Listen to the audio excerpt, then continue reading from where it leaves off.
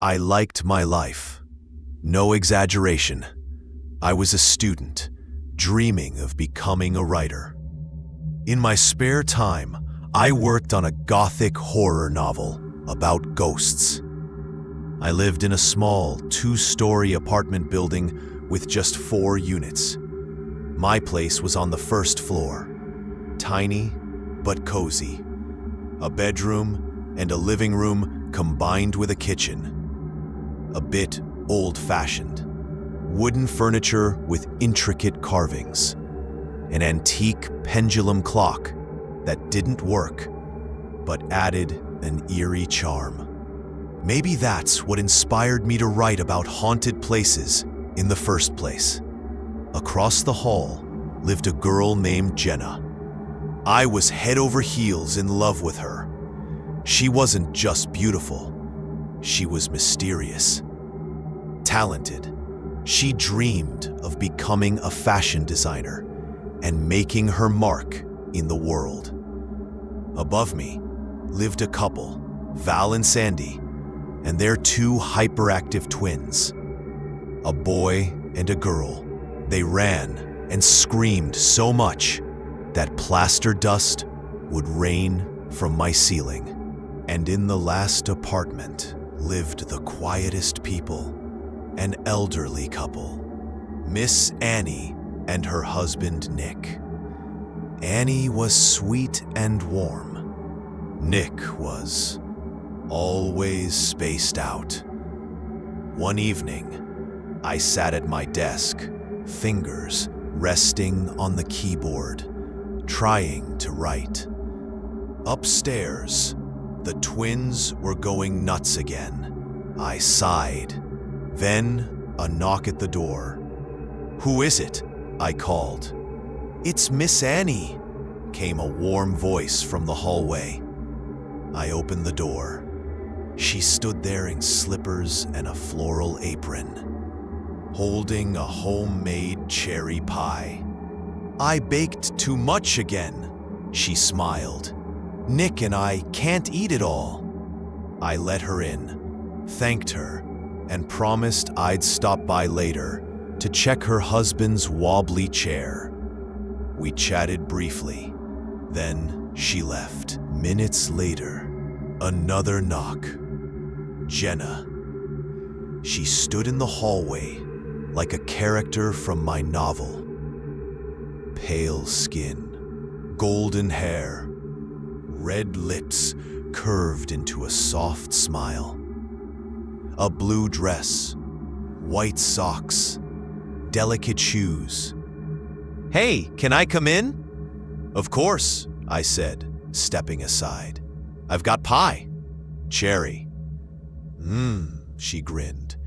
"Coffee too?" We sat, talked, laughed.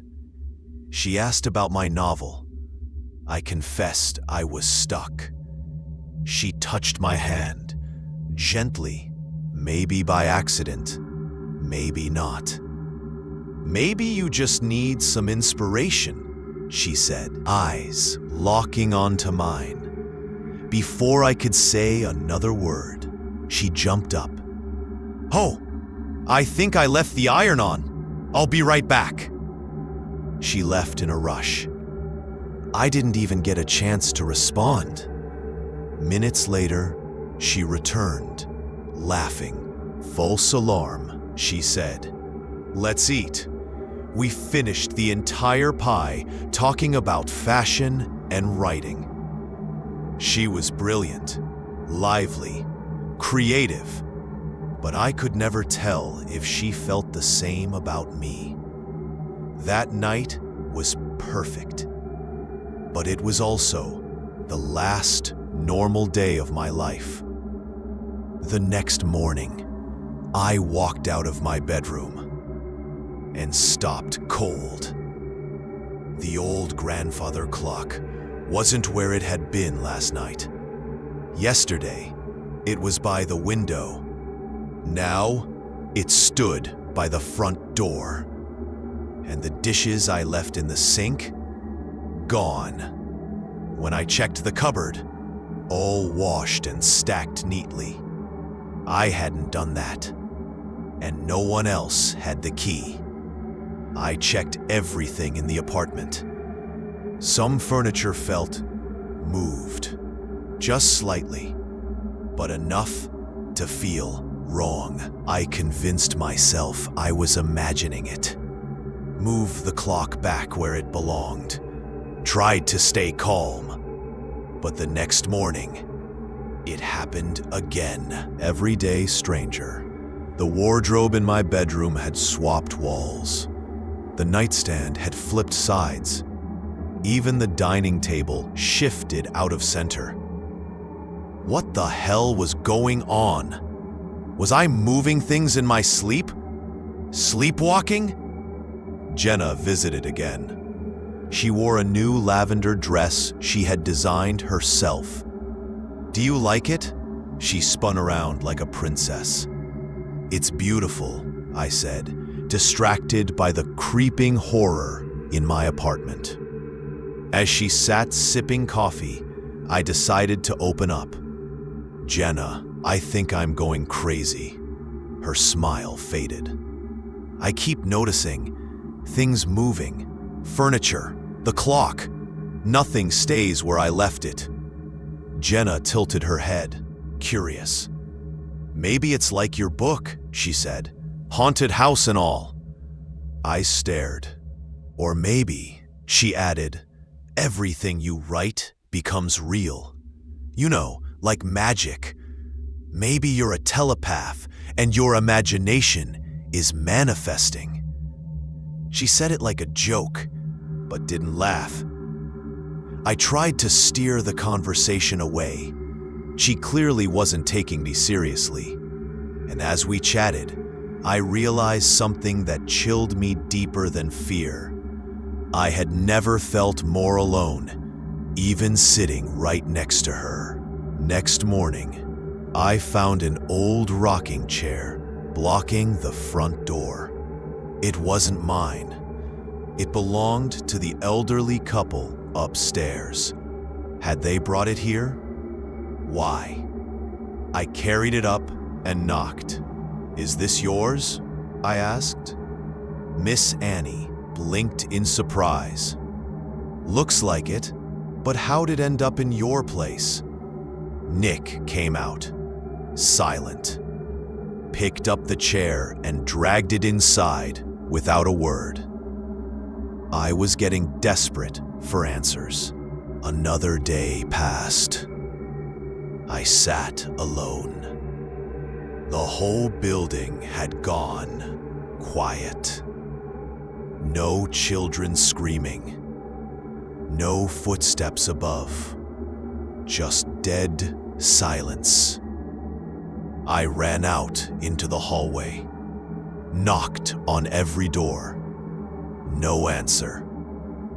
I went upstairs to Val and Sandy's place. The door was unlocked. Inside, they were sitting at the kitchen table, perfectly still, smiling, unmoving, eyes wide, unblinking. I called their names. Nothing. I walked into the bedroom. The twins lay on their beds, frozen, smiling at the ceiling like mannequins. I screamed. Nothing changed. Then I heard a voice behind me. "Naz," Val said. I turned, and they were normal again. Alive, confused. "What are you doing here?" I muttered something about checking on them and left quickly. In the hallway, Nick stood silently, staring at nothing. "Nick," I said, "do you ever feel like something's wrong with this place?" He looked at me, calm. "I noticed," he said, "a long time ago." "You're okay with that?" "Where would I go?" he asked. I didn't know how to answer. That night, everything broke. The walls trembled. Furniture floated. I slammed into the ceiling. then blacked out. When I woke up, everything was shattered, broken, twisted. But worst of all, Jenna was gone. I ran to her apartment. Inside, everything was flipped, crushed. I ran to her bedroom and froze. Her body lay on the floor, headless. Her face stared at me from under the bed. Screaming, I grabbed an old rotary phone, but no sound, no signal. Then I realized something terrifying. I didn't remember the outside world. Where was my college? What was I studying? What day was it? What year? I left Jenna's place and found only my door. All other doors were gone. I stepped inside. Everything was back in place. Table, clock, curtains, typewriter. Typewriter? Who the hell uses a typewriter now? I looked out the window and screamed. A giant eye, childlike, stared through the glass, watching me, blinking, curious. It wasn't a monster. It was a child, a real human, and we were toys. And now, my usual evening. I sit at my desk, fingers on the keyboard, trying to write, but nothing comes. Upstairs, the children laugh and run. A knock at the door. I already know who it is. It's Miss Annie, she says. She hands me a perfect cherry pie. I close the door. No emotion. Moments later, another knock. Jenna. Hey, Naz, can I come in? Her neck has a faint crack. Glue holds it together. Her face, porcelain. Her voice, soft. Her soul, gone. Who else would it be? She smiles, and I smile too. Because I finally understand. We're not people. We're dolls, living in someone else's game.